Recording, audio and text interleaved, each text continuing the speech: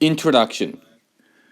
Today's society places great value on intelligence, as gifted individuals are often the ones that drive discovery, innovation, and societal understanding. And in some cases, this is true. A study conducted in 2015 found 41% of Fortune 500 CEOs had an IQ in the top 1%.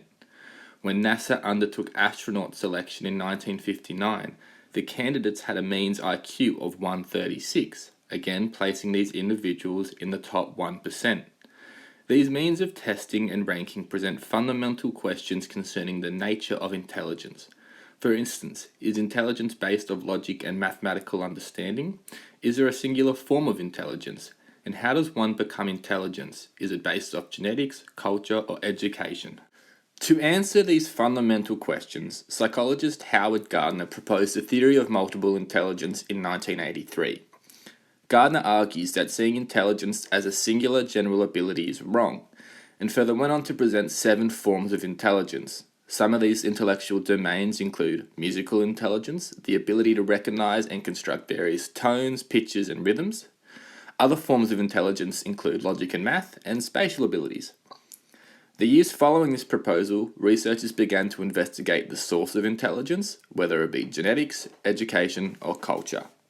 Although many factors influencing intelligence are still unknown, a 2011 study estimates between 30 and 80% of cognitive ability is inherited.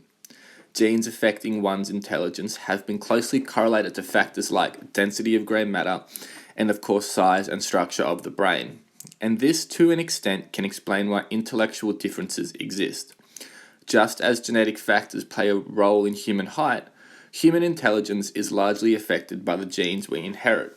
Research has also found culture can have a tremendous effect on intelligence, primarily regarding perception.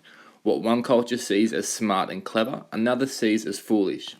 For instance, rural African communities have been found to place 4 primary values on intelligence, consisting of cognitive abilities, social qualities like leadership, practical skills, and comprehension. In conclusion, scientists must consider these overwhelming differences in intellectual forms. Keeping updated and informed of new discoveries surrounding the breadth of intelligence ensures the integrity of future research.